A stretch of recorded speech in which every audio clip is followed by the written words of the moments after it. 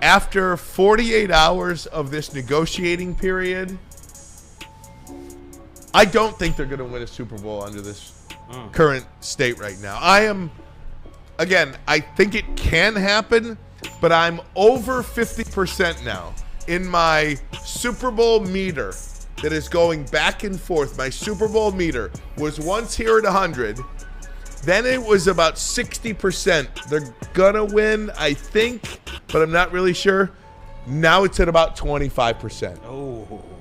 My Super Bowl meter is about 25% as it stands right now with the information that we have right now. Because I don't believe, and I've said this before, I'll say it till I'm blue in the face.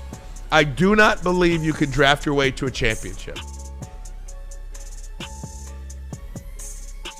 All right, that was Ryan Ermanni yesterday on Ermanni and Edwards with Mass. So the time has come, everybody, because I'm seeing this more and more, and I'm seeing it around town.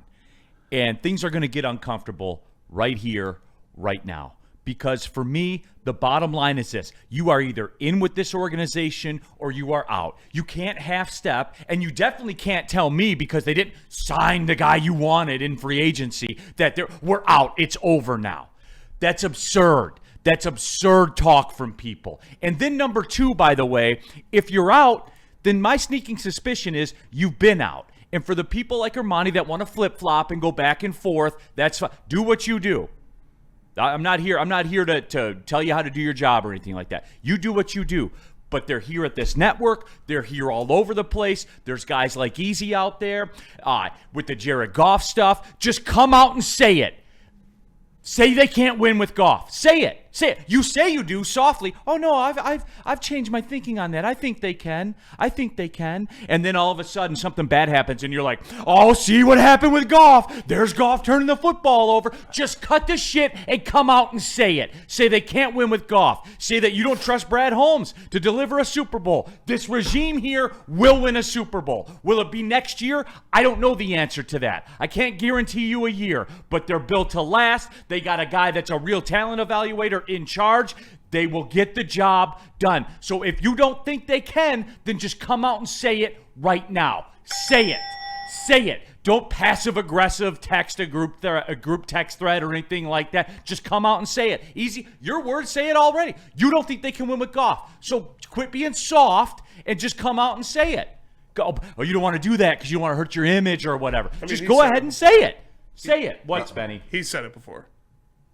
That he doesn't think they can win a Super Bowl. Okay, so he's out. They can't win a Super Bowl then because he's going to be the quarterback, is he not? Yeah. And if he's going to be the quarterback and you don't think you can win with them, then you don't think they can win a Super Bowl. And if Brad Holmes didn't sign the guy you wanted in free agency, and everyone's flipping out about them not getting guys that weren't available to them.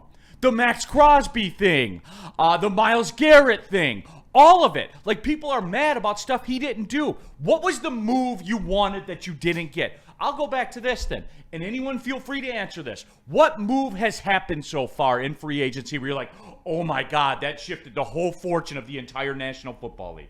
What move? Not much. Yeah, haven't. So what are we talking about? What are we like, oh, I thought they were going to win a Super Bowl. Now they're not.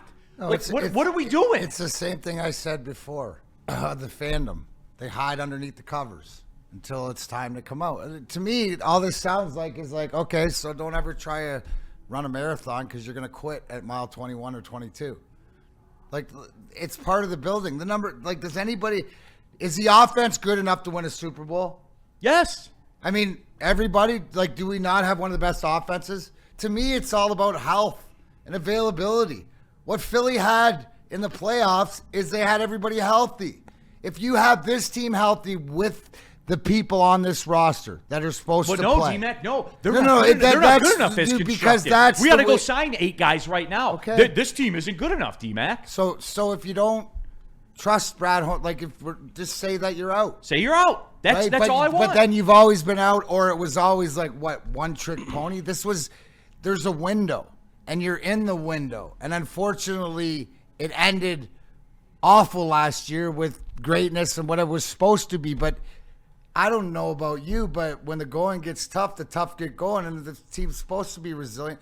Didn't we just watch Philly lose and then figure it out and then come back and like, I mean, It was it's over for them. sports. Remember they To lost me, to it's, Tampa? To me, and it's it was health. over. Who's available? You can't win a Super Bowl plugging and playing third string guys in here, and that's not what we're talking about. But obviously, Brad Holmes and Dan Campbell, this coaching staff, believes in who they have. And to Ryan's point about you can't draft, what are you talking about? You've just drafted all of your players that are going to be part of this Super Bowl, winning team. If it is over the draft, and now coming into this draft, you need a specific person. And D-Mac, that's what I don't understand. You can't draft your way to a Super Bowl. It's the only way you can win a Super Bowl. Look at these teams out there right now. Look at where the Saints are. Look at where the 49ers, like these teams that you go out, you sign a ton of free agents. It's not the way. It's never been the way. Do you think this is, Spenny, you think this is going to work for the Patriots? Probably not, no. Probably not. No, exactly. You have to draft in every sport, not even just football. What was the thing? You heard Aiden Hutchinson say it without saying it. You heard Brad Holmes say it without saying it. You could have two edges that make $40 million? No, you can't.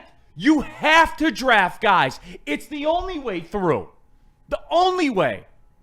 Especially in the cap, Dan. Now, look, I understand some people aren't nuanced enough to understand salary cap stuff. I get it. Oh, the cap's not real. Oh, the salary cap, that's not real. Oh, you just change some things around, you'll get more cap space. Yeah, it's going really well for the what free agents did the 49ers get? They sent a whole bunch of people away. Yeah. You see what I'm saying here? The day is coming, and the Eagles will have their turn too. But they're free rolling right now because they got one already. And the bottom line also, too, with the Super Bowl is you have to have some good fortune to win a Super Bowl along the way. Right, regardless of talent.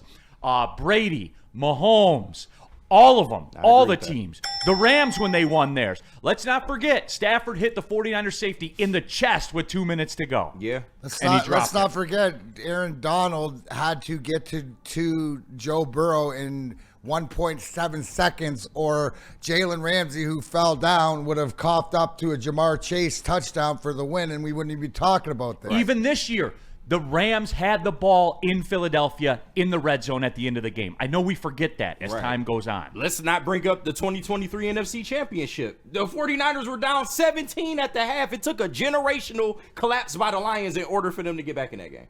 Like that's how it works, everybody. Yeah. You show me a champion, I'll show you somebody somewhere along the way where they got lucky.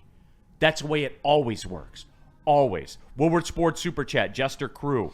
If the Eagles could beat Brady with Foles, it's crazy AF to think these Lions can't deliver with Goff. Stoked, not scared. Also in the Super Chat, Michelle Conklin, we're closer than we've ever been. Forward progress. We need to see this through.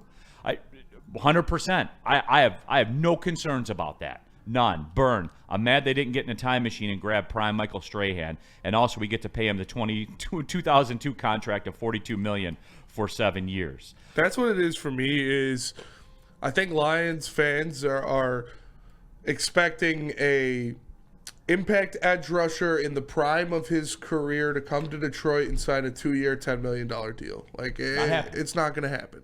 And you're not going to pay $40 million for Trey Hendrickson or Myles Garrett because you already have your $40 million pass rusher in Aiden Hutchinson. I expect them to sign depth pieces. I said yesterday on heavyweights, I think they're going to get a depth piece at defensive tackle. They did. I think they'll still get an edge, whether it be DeMarcus Lawrence or somebody like that, but I think they're still going to get a depth defensive end. And then I think Brad Holmes is going to do what Brad Holmes does, which is draft Pro Bowlers and draft all pros. And I think he's going to move up in the first round to get an edge rusher on a 5-year rookie contract to pair next to Aiden Hutchinson. Yeah. He's going to get his guy in the draft to put opposite of Aiden Hutchinson for the next 5 seasons on a rookie contract. Does this not, like, Spenny, can I elaborate? Because you're reading between the lines of the money that they don't want to spend, but to me it tells me that they've got their eye on 1 or 2 guys in this draft that they think putting them opposite Aiden Hutchinson can be more effective than spending the money, because right when you say that, it goes into contracts and terms, and you're at a point right now where, yes, you're signing all your guys that are going to be part of this championship you expect to, but you still got guys to sign, correct? So you want to save sort of that money. And if you can get away with that, is that not what elite GMs do? Instead of just going to signing something off and here, this will work, let's go pay $40 million or $20 million for this guy. What if at Allen Park right there, they got their eye on a couple guys that, Spenny, you've broken down some guys in the draft, but will be effective and come in their first year? Because at the defensive end, when you have a healthy Aiden Hutchinson on the other side, isn't that sort of worth the gamble? If you're looking and going, well, these veteran guys we can get for this will be here, but I think this guy can elevate and be better. And plus, again, back to you, rookie contract. Right? Like a guy like that you can develop. So to me, why? Because I think Brad Holmes is nuanced like that. I think he thinks levels and levels and levels and levels, and it's maybe we think we're missing out on something, but no, we're going to get something else. You look at what you said earlier, right? The Jamison Williams pick, the Jahmyr Gibbs picks, not the Jack Campbell pick, not the most popular pick, but to this team, look at where they sit and how effective and what they mean to this team. So I'm looking at like Spenny like that. And don't forget, what does he do? Especially early, drafts Pro Bowlers.